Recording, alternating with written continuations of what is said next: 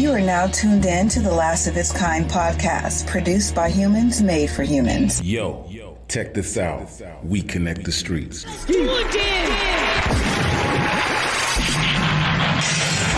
Yeah, baby.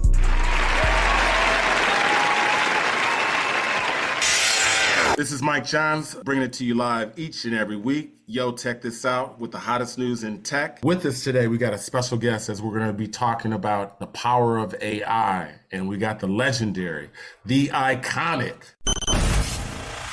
Not everything you see on the internet is true or accurate or real. By the way, not everything you read at the New York Times is true. So folks need to take everything with a grain of salt, to do your own research, to study the issues you care about yourself in formulating your opinion. Roger Stone, how are you doing, sir? Great to be with you, Mike. You're at the highest level in terms of someone that I want to get an insight on. You know America the way that you do. You know America in terms of rallying people, how to get the vote. Now let's talk about what AI does. Let's talk about technology. And I think from somebody like you, this needs to be addressed from your point of view. So as I see icons behind us, such as Ronald Reagan, Donald Trump has had more of the privilege to kind of know what this AI power is versus some of the others of the past. So I really want to chime in on that. This is an interesting time. I like to start off with the fact that the next 10 years is more important than the last 100. And you sit at this forefront of where things are going. Singularity is real. Now we're at the stage where I think in the last election, we looked at what social media was alleged done to manipulate votes and what have you. Now that's on steroids 4 years later, as we now put this thing called artificial intelligence. Roger Stone, you've been around this country. You know what it is at the core. I want your insight. What is your take with artificial intelligence to begin with? Do you look at it as a tool for humanity or as a negative? Let's start there. Well, I think it's fair to say that it is both. In other words, I think I can see where it will potentially have enormous benefits, but it is also, I think, the source of much mischief. I myself am the victim of artificial intelligence. There are many videos floating around the internet where you either have been selectively edited or you have been completely created in a deep fake fashion, or where they match an AI created voice track with imagery that either is real or taken from some other occasion or circumstance.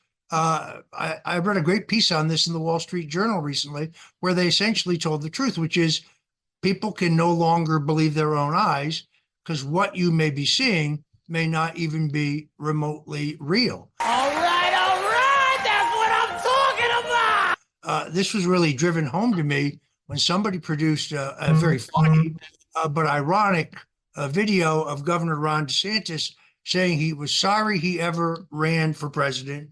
He regretted essentially backstabbing President Donald Trump to become a candidate. And then I realized that the video was not real. It was AI created.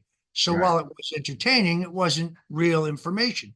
So I think a couple things. First of all, we have to recognize the enormous changes in our election laws over the last couple of years, which have now left us much more vulnerable to the kind of manipulations that would be involved with AI and other, high-tech techniques. Remembering that our elections were much more secure when we didn't have mail-in voting, when the election was essentially took place on one day, when we used machines, the machines were not centrally connected to each other or to any central server. The automatic, old-fashioned voting machines. Voter fraud in those days was more centered around people being registered and voting who weren't real, or people voting under the old system multiple times. The Democrats used the pandemic surrounding COVID-19 as an excuse to loosen voter laws. Early voting, this is a new phenomenon. 10 years ago, there was no early voting. You began voting on election day.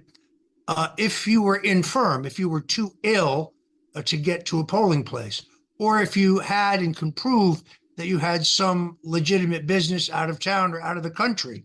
You could get an absentee ballot, but generally speaking, that was essentially pretty rare. Now you have voting going on for a week, even longer, before the election. You have mail-in ballots, which even Bill Barr, before he went bad, admitted in an interview on Fox Television pardon me, not Fox, but with the CNN, with Wolf Blitzer as an open invitation for voter fraud. You have the entire resistance of signature verification, which makes no sense to me whatsoever. You have a major effort to reject photo ID. So you need a photo ID to buy cigarettes. You need a photo ID to get a passport. You need a photo ID to get on an airplane, but you shouldn't require a photo ID to vote. There's nothing racist about that. Makes no sense whatsoever. So I think, unfortunately, the election laws and best practices, best legal practices, have not caught up with the technology, and therefore, what we need to do is look at the use of high technology to legally monitor the voting to ensure that we don't have widespread irregularities, anomalies, and outright fraud. I love Ted Cruz for this statement.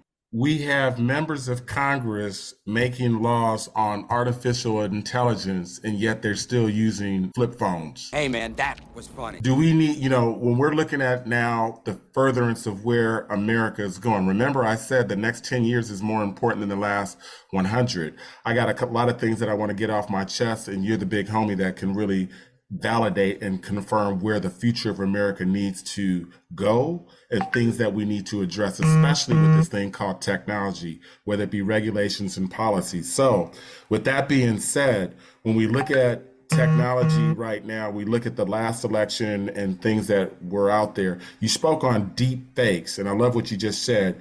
You can't believe your own eyes anymore. Well, damn, AI turns that on steroids, right? What's your take on how that could be used from outsiders, whether it be extremists outside of the US, you sit at the high level where they can use this to manipulate votes right there in Iowa, right there in the heartland, right? These are the things that we need to address, because if they don't hear it from you, they can be sold a story. Well, look, you can use AI to put words in the mouth of Joe Biden. You can put AI to put words in the mouth of Donald Trump. You can use AI to put words in anyone's mouth and do it in such a seamless and plausible way that there are very few technologies that can detect it. And with the growing reliance of people, the larger and larger number of people who claim they're getting their news from social media. In other words, we've seen obviously newspaper readership, both in terms of an actual physical newspaper, but also online drop. We've seen cable television viewership drop precipitously. We've seen this great increase in voters getting their news and therefore their information digitally, with the great preponderance of it getting that information through social media. It's kind of the perfect storm for those who would like to spread disinformation. I'm not, it's much easier to pinpoint the problem, in all honesty, than it is to prescribe a solution. Look, I can barely run my own cell phone, to be honest. I'm just the talent, I'm kind of old school. Until recently, I was still using Hotmail. That shows you how Hotmail. So, I like that. But it is definitely true that we have to search for ways to use the technology to legally police the current system to ensure we don't have the kind of irregularities, anomalies, and in my opinion, outright fraud that we had last time.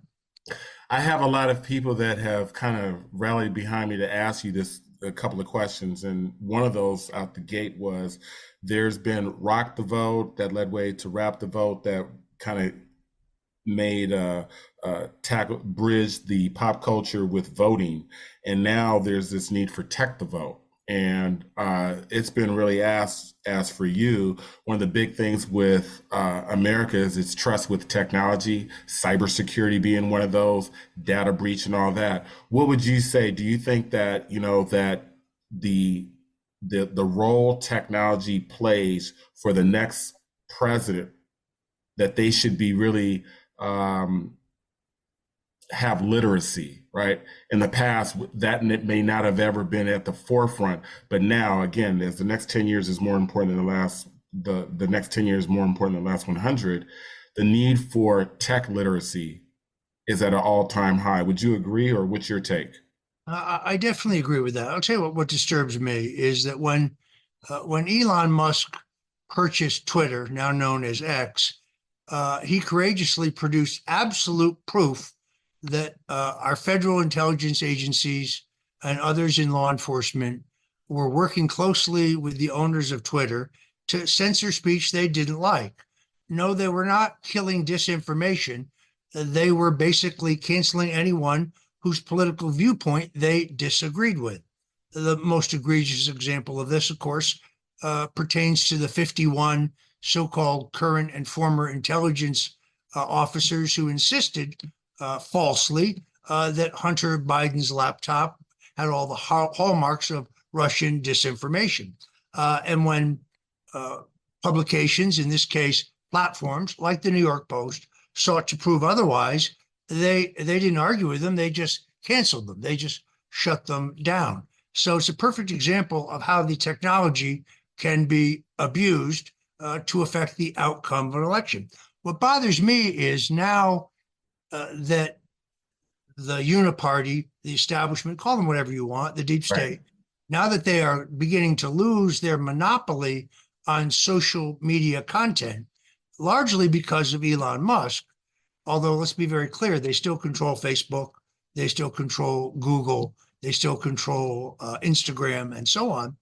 The Biden administration seeks to go above the social media platforms to control content on the internet through the FCC, through actual regulation of the net in the name of quote unquote equity. This is terrifying, in my opinion, because we all understand what that really means. If we can't censor you at the social media level, well, then we're going to censor you above that. And who knows? I mean, do they cancel, just speaking theoretically, do they cancel Infowars.com tomorrow? Do they just take away the URL? Entirely possible. So I think that, first of all, I think it's unconstitutional. Secondarily, I think it'll end up in the courts, but I'm not a lawyer. How long will that take? And what happens in the meantime? Do we have regulation of the internet in time for the next November elections? That's a very, very scary prospect from my point of view. I appreciate you. I want to wrap up with two last questions because we got such a inflow of questions, but Dr. George C. Fraser posed this question, and he's an icon for the culture. He asked this: can you name 3 reasons why Donald Trump should be leader of the free world? Sure. First and foremost, he believes deeply in America and the constitutional republic that we are. Secondarily, he now gets the big picture and understands that there's an attempt by people who were never elected by anyone, in conjunction with legacy media, to control access to information in order to determine the direction of the country. And thirdly, he's a man of just extraordinarily uncommon courage and stamina. And now I think, having gone through one term and been targeted 2 phony impeachments, the Russian collusion hoax, now the whole stolen election hoax, he's much more clear-eyed than he has ever been.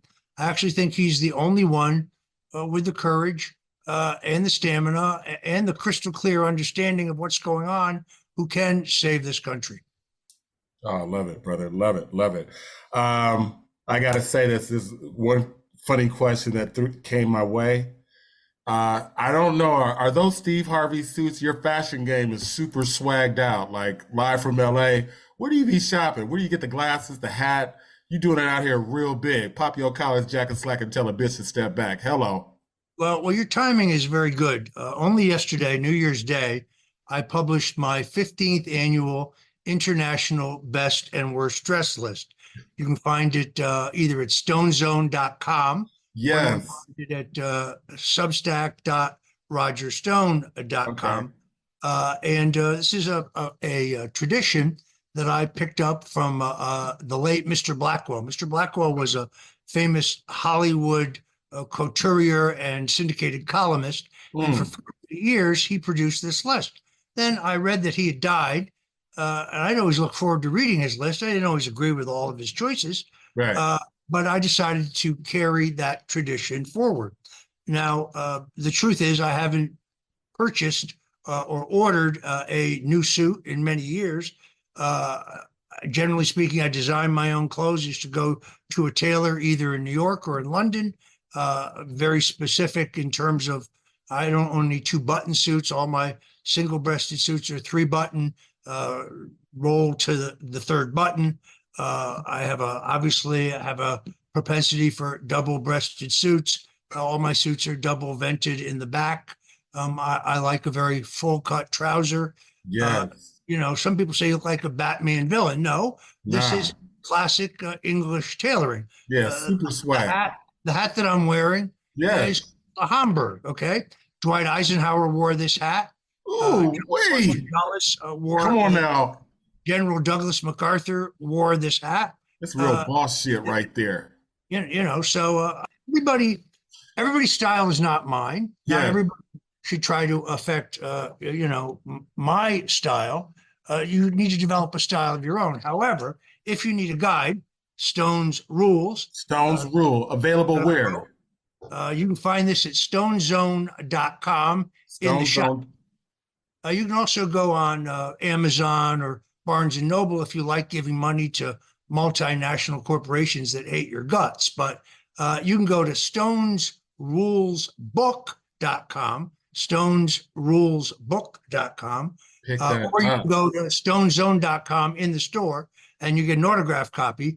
Has a introduction by Tucker Carlson, and everything you need to know about life, never mind Yes. dress, is in this book. I love it, brother. I love it. I want to wrap up with this, and we're going to close out as we're getting ready to hit the award season. So I'm going to ask you a couple of quick questions, things that people never probably asked you before, but here we go.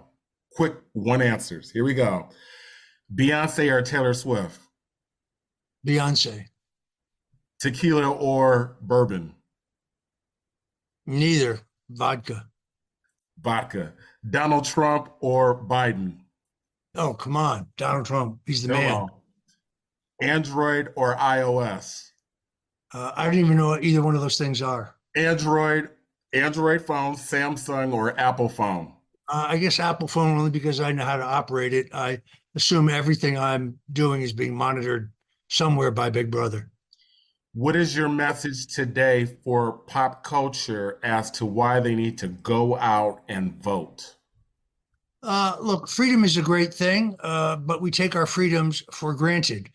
When your freedoms are taken away from you gradually, you barely notice.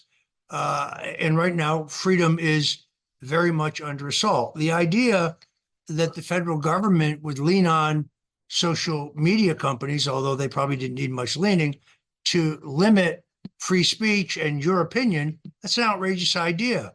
The idea that the FBI would illegally surveil without warrants 278,000 Americans while accessing the 702 database over 5 million times to get information on average citizens with no warrant is outrageous.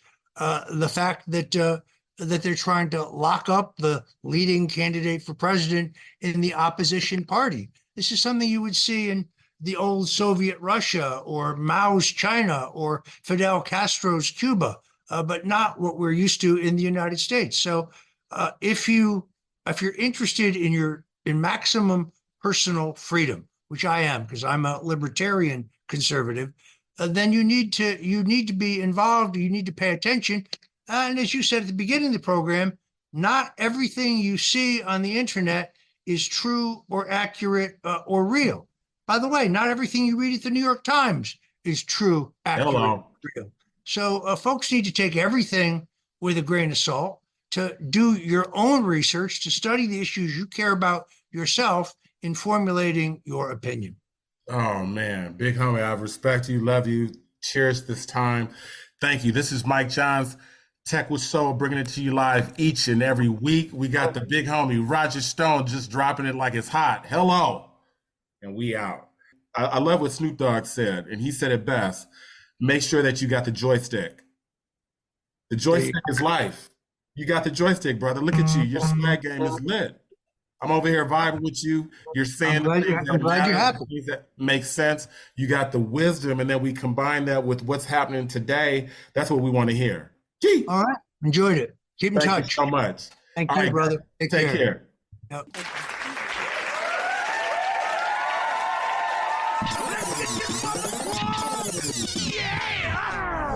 You just finished listening to another episode of Yo, Check This Out, connecting the streets from LA to the world. Follow Yo, Check This Out on YouTube, Instagram, TikTok, and LinkedIn for the hottest news in tech. Be sure to hit that like button.